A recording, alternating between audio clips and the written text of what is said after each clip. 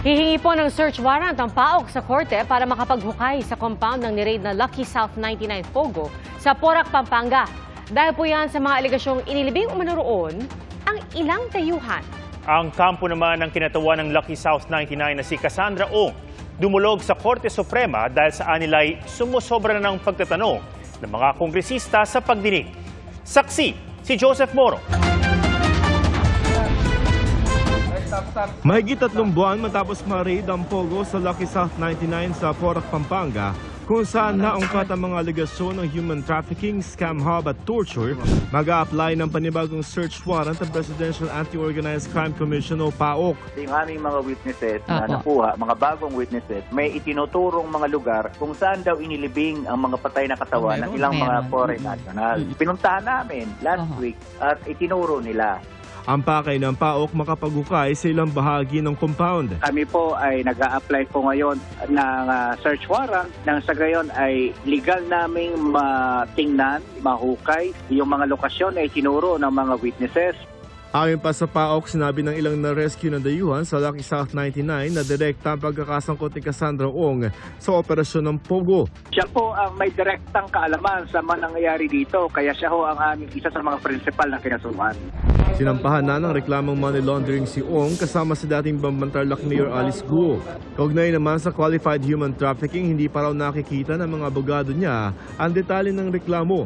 Si Ong isinugod sa ospital noong September 4 dahil sa pagbaba ng blood sugar at blood pressure. Pero nakabalik na raw siya sa kamara kahapon ayon sa medical bulletin ng House of Representatives. Ang mga abogado ni Ong naghain sa Korte Suprema ng petition for certiorari at humingi ng temporary restraining order laban sa 3 komite ng Senado at 4 na komite ng Kamara o Quadcom. Sinisigawan siya, kinukutya siya, she's being ridiculed, ini-intimidate, tinethreaten.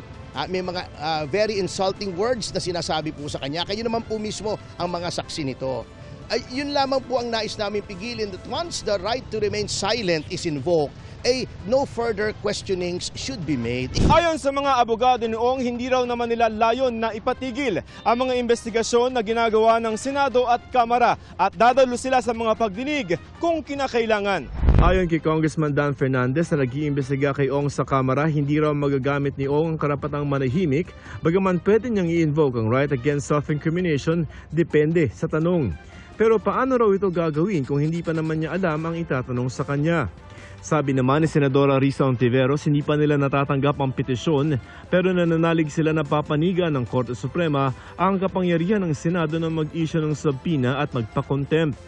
Ayon sa PAOK, mas lumilinaw na ang koneksyon umano ni Alice Guo sa mga dayuhang boss ng mga sinalakay na Pogo sa Bambantarlac at sa Porac, Pampanga.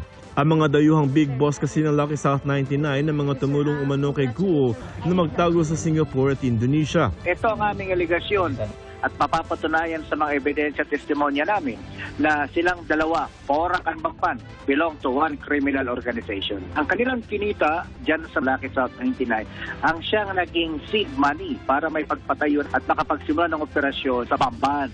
Nasa PNP Custodial Center pa rin si Guo dahil sa commitment order ng Tarlac RTC Branch 109. Pero sa paniwala ng Justice Secretary, ang Bureau of Immigration dapat ang may kustodiya sa dating alkalde. Malinaw na malinaw yan, may immigration case tayong hinahawakan dito and that's very, very important. May primacy ang immigration case over all others when it comes to Alice Guo. An immigration case should take precedence over everything. In fact, non-bailable ang immigration case. Maraming paglabag-an niya sa immigration law si Guo. Fake passport, her being an alien actually, trying to pass herself off as a Filipino. I think that's a very major violation of law within our country. It's really an immigration matter, possible deportation case, but considering that she's an illegal alien, pagka malinaw ng lahat, she should be with the immigration. Wala pang tugon tungkol sa deportation case ang abogado ni Guo. Para sa GMA Integrated News, ako si Joseph Morong, ang inyong saksi.